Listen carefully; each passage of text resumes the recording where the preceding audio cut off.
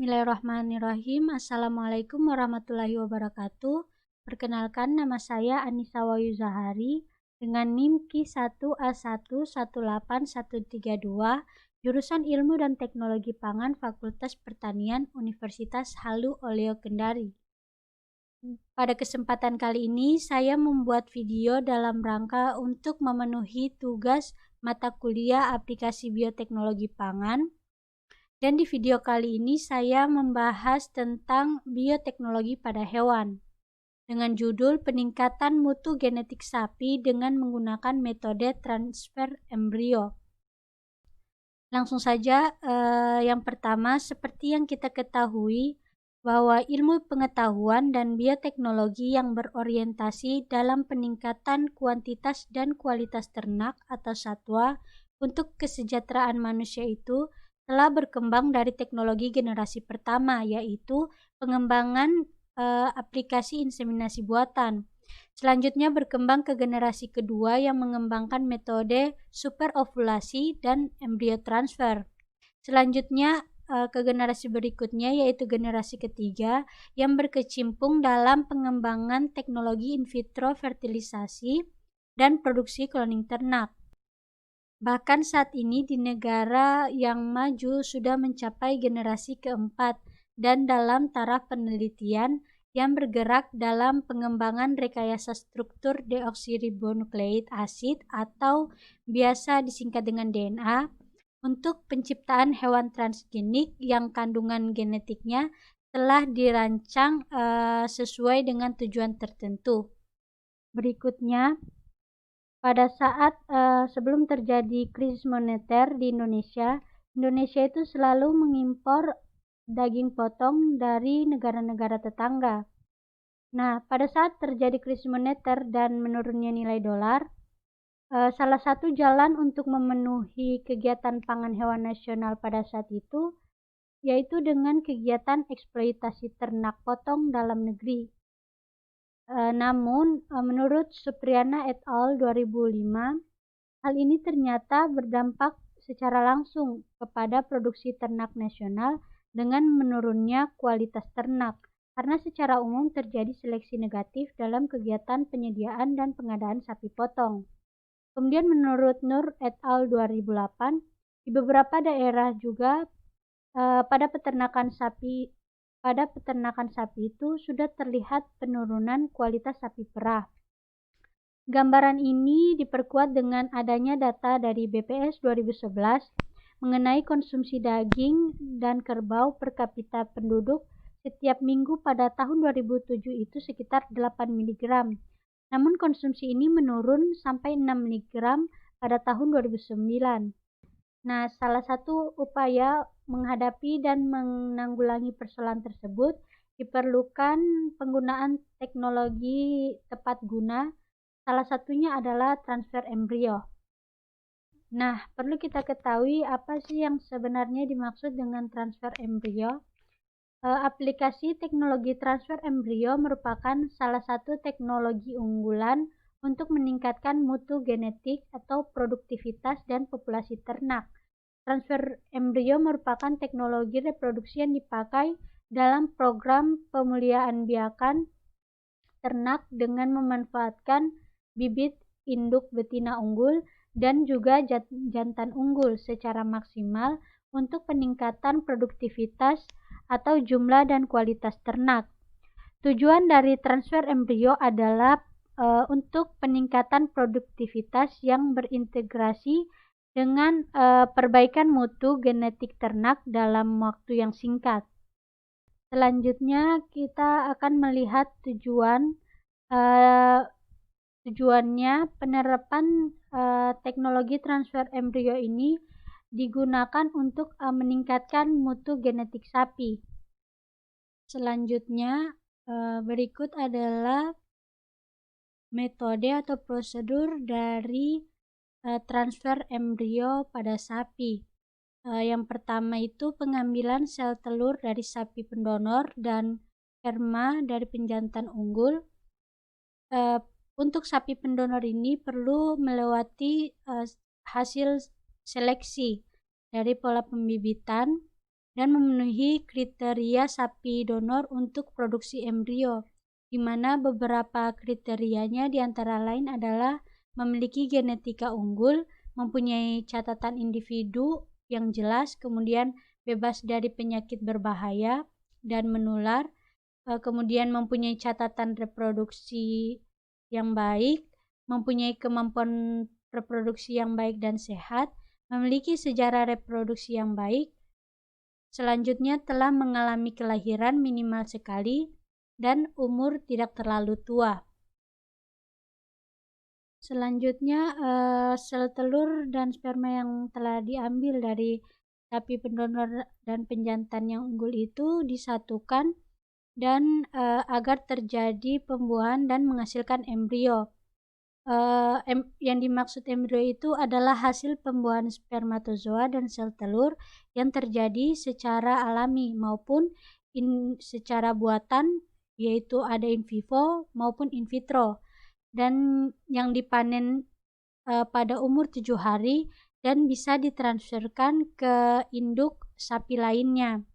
Jadi ketika embrio sudah berumur 7 hari, itu sudah bisa dilakukan transfer embrio ke induk sapi lainnya atau biasa disebut dengan resipien. Kemudian untuk melakukan transfer embrio itu sendiri pada umumnya terdapat 3 metode transfer embrio. Di antaranya ada metode segar, direct, dan kultur. Untuk metode segar sendiri itu resipien disiapkan bersamaan dengan program sapi donor. Kemudian resipien yang akan ditransfer embrio disiapkan terlebih dahulu untuk mengecek keberadaan corpus luteumnya atau disingkat dengan CL. Kemudian straw yang telah siap dimasukkan ke gun transfer embrio, kemudian ditransfer ke resipien. Selanjutnya ada direct, di mana embrio yang digunakan itu adalah embrio yang telah dibekukan. Kemudian thawing dilakukan dengan cara straw diambil di udara atau suhu ruang selama kurang lebih 10 detik. Setelah itu dimasukkan ke dalam suhu 38 derajat Celcius selama 5 detik. Kemudian straw diambil dimasukkan ke dalam gun transfer embrio dan segera ditransfer ke resipien. Nah, untuk sapi yang menjadi resipien itu sendiri memiliki kriteria diantaranya umurnya itu relatif muda atau dewasa telah beranak 1 kali. Kemudian berat minimal 300 kg, bebas dari penyakit hewan menular, dan siklus birahi normal 18-21 hari. Nah, selanjutnya seperti yang sudah dijelaskan tadi bahwa embrio itu merupakan hasil pembuahan spermatozoa dan sel telur yang terjadi secara alami maupun secara buatan. Nah, secara buatan ini terdiri dari secara in vivo dan secara in vitro. Berikut saya akan memperlihatkan yang pertama produksi embrio ini secara in vivo.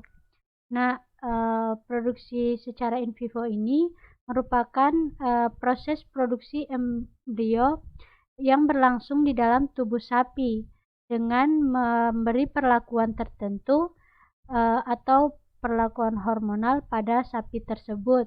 Nah, seperti yang dilihat tahapan-tahapannya yang seperti yang ada pada gambar, itu dilakukan seleksi sapi donor, kemudian ini dilakukan penyerentakan birahi, ini dia menggunakan hormon FSH. Selanjutnya dilakukan kawin buatan, dan sampai pada 7 hari itu dilakukan pemanenan atau flusing embrio dan dilakukan evaluasi dan penyimpanan embrio. Nah, untuk produksi embrio secara in vitro ini itu merupakan proses produksi embrio yang berlangsung di luar tubuh sapi atau berada di laboratorium dengan tahapan-tahapan tertentu. Nah, teman-teman bisa melihat tahapan-tahapannya seperti yang terjadi pada gambar. Itu yang pertama koleksi ovarium, terus koleksi oosit atau sel telur itu dilakukan in vitro atau maturasi 24 jam, kemudian in vitro fertilisasi 5-18 jam, kemudian in vitro kultur dan inkubasi selama 7 hari, baru setelah itu dilakukan evaluasi dan penyimpanan embrio. Selanjutnya saya akan memperlihatkan hasil peningkatan mutu bibit transfer embrio dibanding dengan inseminasi buatan. Teman-teman bisa lihat sendiri bahwa untuk mutu bibit jika menggunakan aplikasi inseminasi buatan itu memerlukan lebih dari 15 tahun untuk mencapai kemurnian 96% atau generasi kelima. Nah, sementara untuk aplikasi transfer embrio itu dia cukup 1 tahun didapat pedet kemurnian 100% itu generasi pertama. Nah, selanjutnya berikut ini merupakan hasil pemanfaatan transfer embrio dibandingkan dengan inseminasi buatan.